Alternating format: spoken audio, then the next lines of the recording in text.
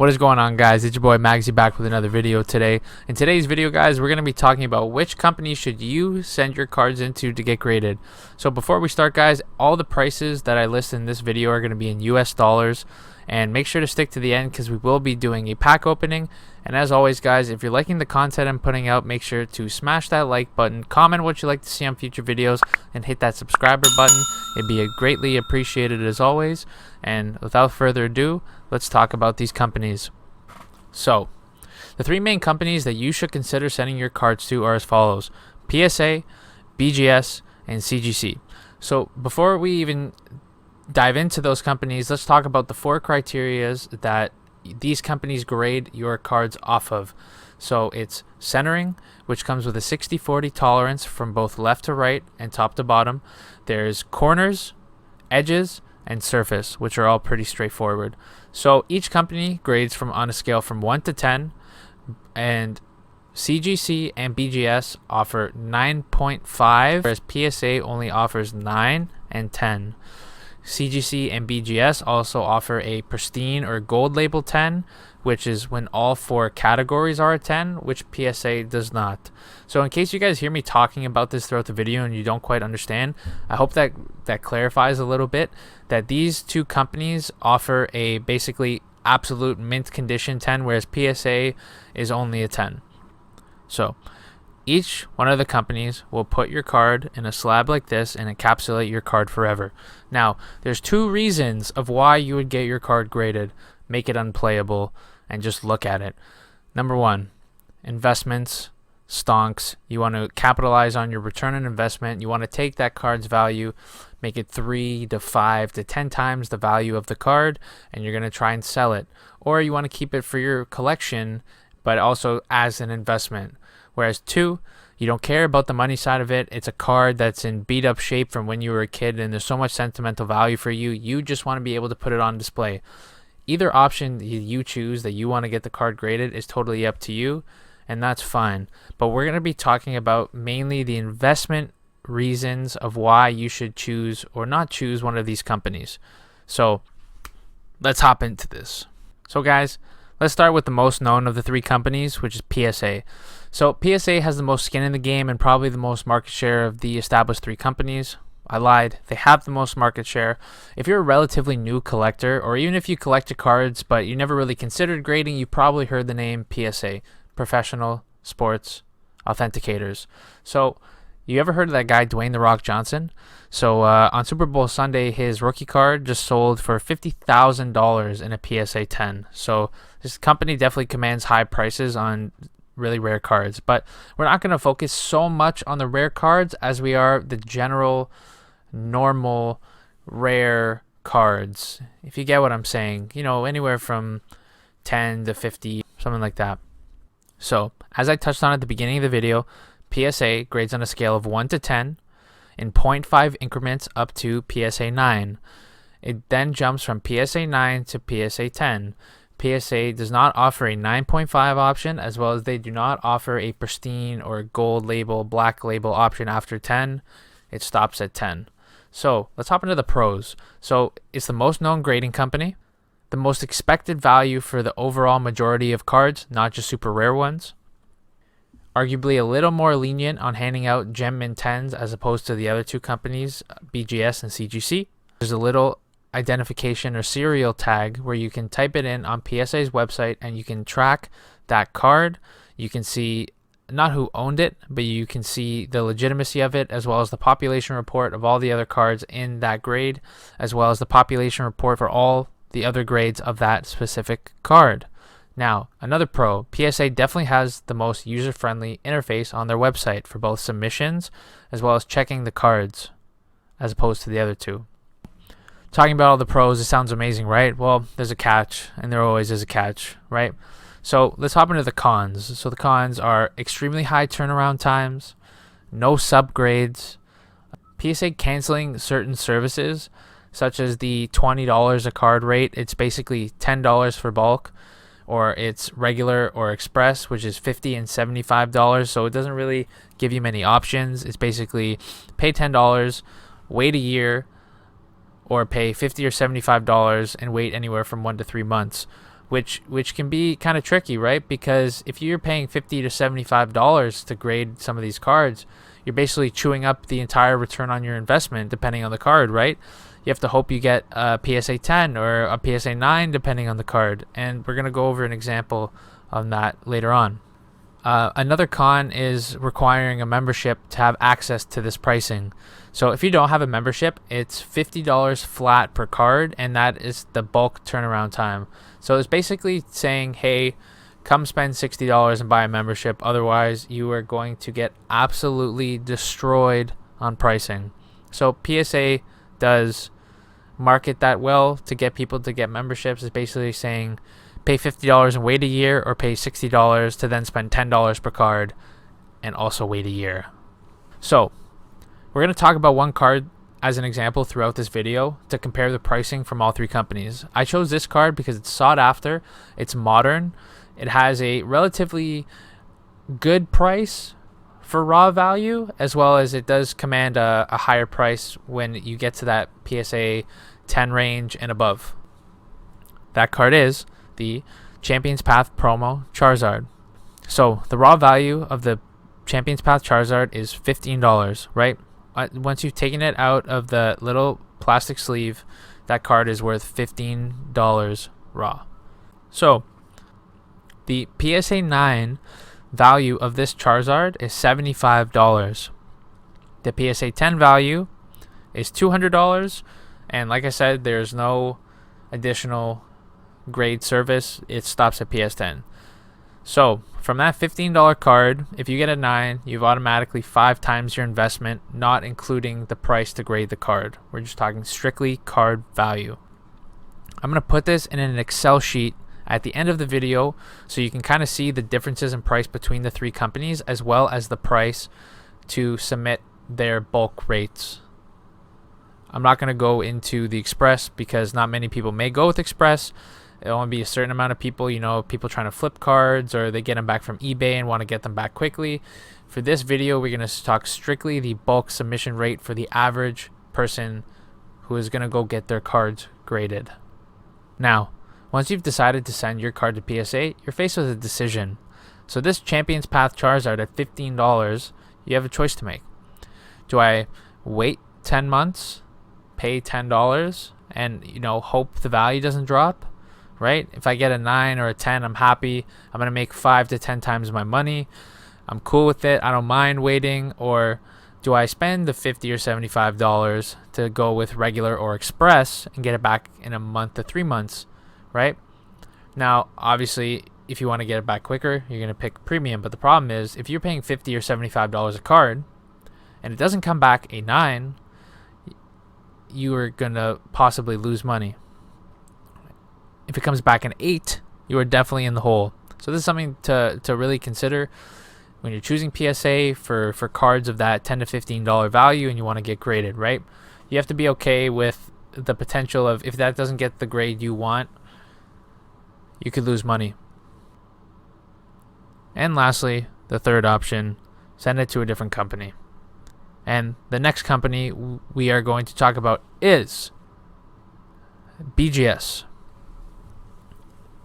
Now, BGS is the second most known company in grading, has the second biggest market share of the three we are talking about, and distinguish themselves from the others with their black label cards. Now, like I said, a pristine black label is when you get a 10 in all 4 categories, which is extremely hard to do. You have no control over that. It's basically how those cards came out of the factory. You have literally is just a needle in a haystack. It's very rare to get that black label, but when you do, and if you're lucky enough to get it, you're talking real dollars here. So like PSA, they have a serial number on their slabs where you're able to track them on BGS's website. Now, BGS, their submission form is not as intuitive and user-friendly as PSA. You actually have to fill it out manually. I know we are in the 21st century and you have to fill out forms manually. It's terrible. Sometimes you roll snake eyes. It's not that bad, but it could defer some people away. They say, you know what? I don't want to do this. I just want to submit it on normally. I just want to submit it with the website. I'm going to wait 10 months. PSA. That shouldn't stop you from using Beckett. I'm just saying it could stop people from using Beckett. Let's hop into the pros of the BGS grading services. So unlike PSA, they offer subgrades. So on the card slab itself, it'll tell you corners, surface, edges, and centering, and it'll say 9.5, 9.5, 10, 10 overall grade. So it kind of gives you a better sense of what your card got, right? So it's just like, oh, yeah, you know, I see that little nick in the corner, and that's why I got a 9.5. Whereas PSA, it comes back a 9 or a 10, and you're just like, I don't know. It just kind of happened. It showed up. I don't know if it deserved that grade. I don't know if it didn't deserve that grade. It just kind of happens, and you don't really know how they do it, right? The next pro is for the extremely rare cards, for your first edition base set Charizards, for your first edition vintage Yu-Gi-Oh cards that are in absolutely pristine mint condition. Beckett is the company that you should be sending it to every time for the chance of that Black Label 10, because it commands such a higher market value than just a PSA 10. And a PSA 10 is great to have, don't get me wrong, but a Beckett Black Label 10 is there's no beating that, right? So if you have the chance to get a Black Label, and if you feel that your card is really that strong to do it, send it to Beckett and don't look back. The next pro. Slabs are of a higher quality than PSA and CGC. Now, a lot of the research I've done, a lot of the videos I've watched, the only slab I have is the old Beckett BCCG, but the slab is of very good quality. It's not going to break. And whereas PSA, I've seen the slabs and they're not as maybe strong, and CGC, I've heard a lot of stuff about them cracking. Let's talk about the cons of BGS, because there are pros, there are always cons. BGS's prices for their lower tiers or their bulk rates are much higher than PSA's. Plus, on top of that, if you decide to get subgrades, which you should if you're grading with BGS, you're now spending more money to grade these cards, which, like I talked about in the first point for PSA, it could be chewing up a lot of your expected value and could hurt your return on investment. So this is something to be careful about. The wait time now on BGS is now equally long as PSA, and this is the next con. Before, maybe you could say Beckett has the edge because their wait times are longer, but now so many people are sending to Beckett, and basically, unless you live in Texas and you're walking these things through, like, you're going to be waiting 8 to 10 months, similar to PSA for the bulk submission rate, right? So now you have to make a decision on what you want to do. Do you want to spend more money to get the cards back quicker, take less of a profit if you're into the card for not a lot, or do you just want to wait 8 to 10 months, and that's up for you to decide. Another con is that it seems that Beckett is harsher in grading. So PSA seems to be a little more lenient, right? So if you get a Beckett 9.5, you're like, damn, I'm going to send this back to PSA to get a 10, because obviously to the eye, a 9.5 looks worse than a 10. So even though you could say that the Beckett equivalent is 9.5 to 10, it doesn't matter, right? If I would rather get a PSA 10 than a Beckett 9.5, just because one's a 10, one's a 9.5. So another con for Beckett is that once you get below a 9.5 and hit a 9, it goes from gold to a silver label, and that silver label automatically commands a less price than a PSA 9. That's the risk you take when you send to Beckett, right? You're basically shooting for a 9.5, a pristine gold label 10, and a pristine black label 10. Otherwise, once you get into the 9s, 8.5s, that's when the value really starts to diminish. So you have to be the judge of that when sending your cards in.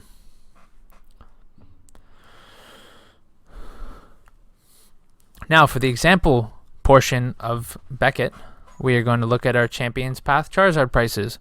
Now, again, the raw value of this is $15. The BGS 9 price last sold average $50. The BGS 9.5 for $125. The BGS Gold Label 10, $225 to $250. There was, 3 or 4 at $250, few at $225. It's kind of hard to tell, so I put a range. And lastly, the Black Label Pristine, $1,500. So like I said in the pros of sending to Beckett, should your card get the Black Label 10, You are talking astronomical numbers even for modern cards, solely on the fact of how difficult it is. That being said, I would recommend BGS over PSA for cards that are super rare, super good condition, or cards that you think are absolutely mint and have a chance at Black Label 10.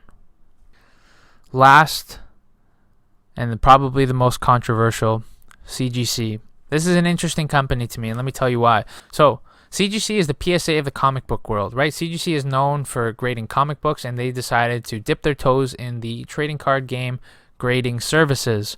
So they are fairly new.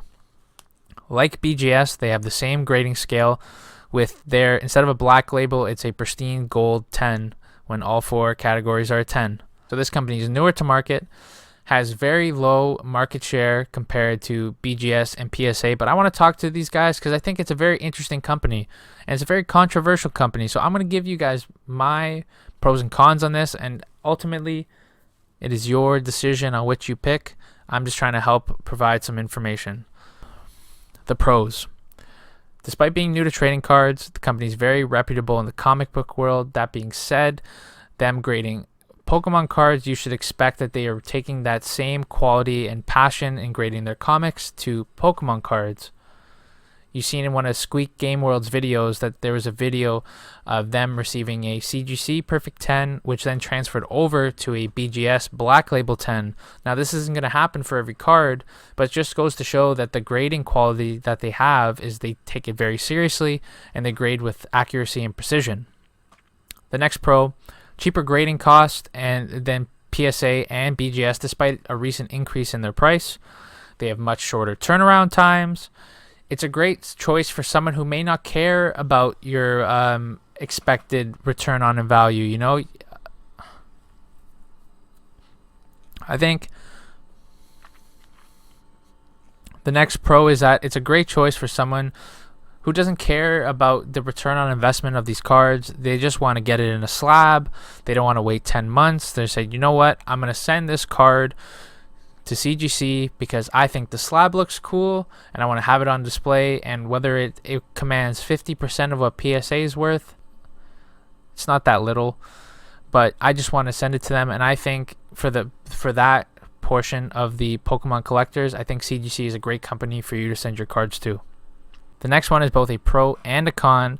So the initial cost is $150 for CGC, but instead of paying the membership and then paying additional for card grading, it's $150 for the membership, and then they give you an $150 credit towards grading the cards, so therefore you don't have to spend twice.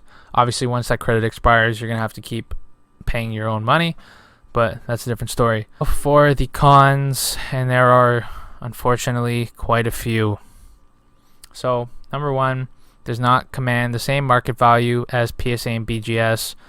It's just not there yet. It's going to take a while for them to be there yet. So if you're here for investments and you're here to make the most out of your money, do not send to CGC. Number two, been known to have slab quality issues. So I've heard a lot of stories about the slabs actually breaking in the shipping box. And I've seen YouTubers such as Omash and Squeak's Games World talk about it. Jabroni TCG has talked about the lack of slab quality from these.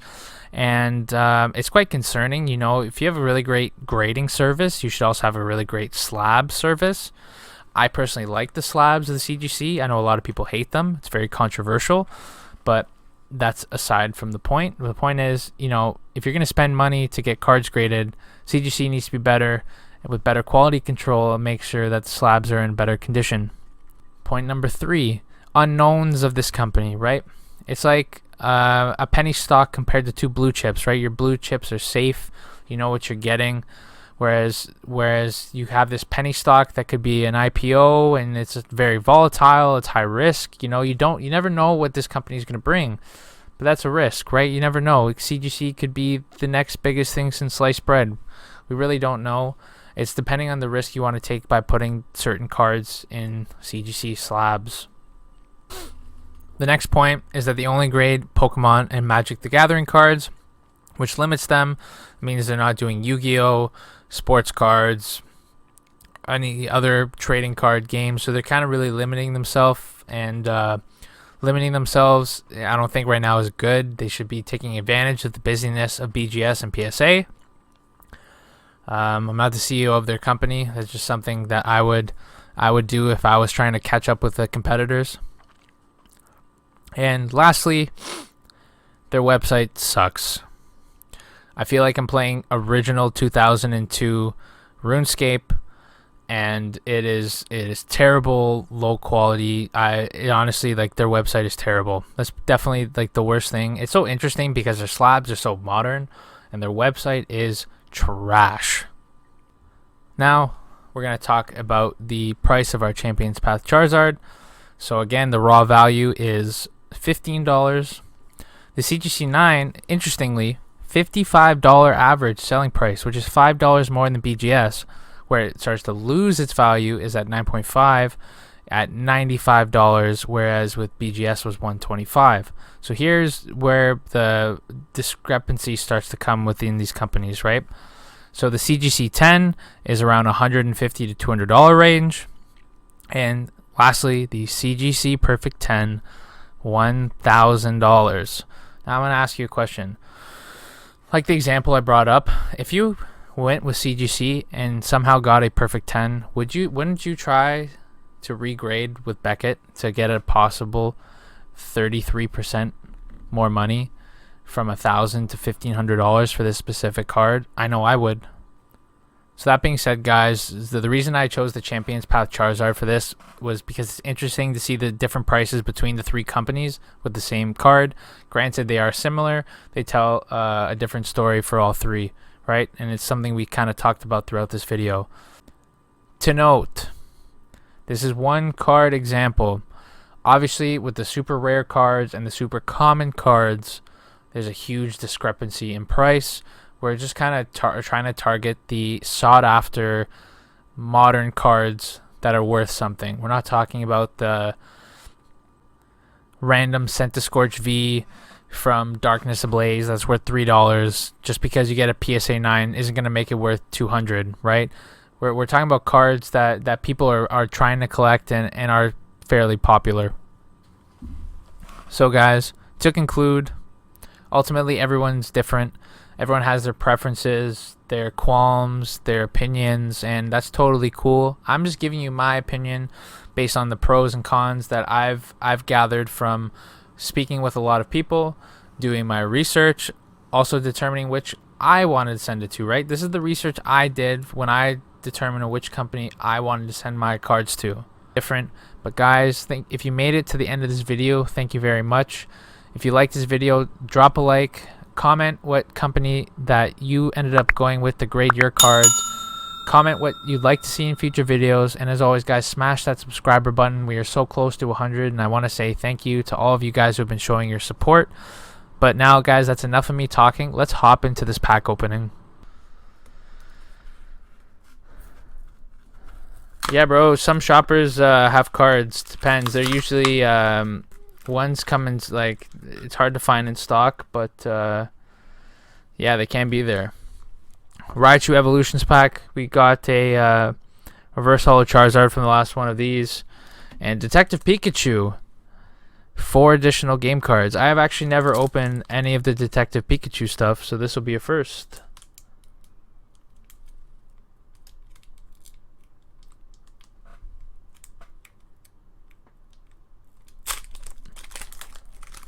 Are these promos? Oh, I think the rare card. Oh, these are like the real life ones. Psyduck. Oh, they're all holo. Morel. Morlul. Snubble. There's my dog. And Ditto. That's dope. Love me some Ditto. Code card, guys. For anyone interested. Okay. All holos. Holo Charizard, and we lose we lose it, guys. Okay. Oh, this one opened too easy. There's nothing in here. Whenever it opens easy, it's never good. Okay, we're gonna skip through this one. Wait, what? Hold on. This is an air pack.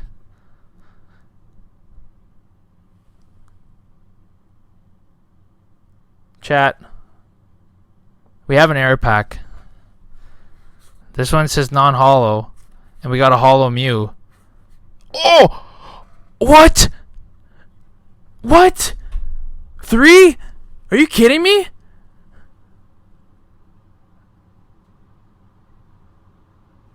A repack? Oh, it is. Look at the print lines, man.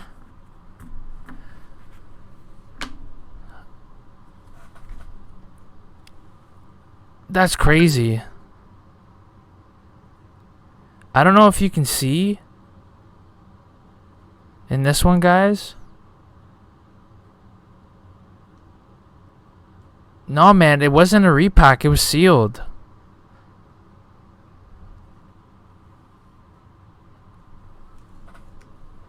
Dude, this is an air pack.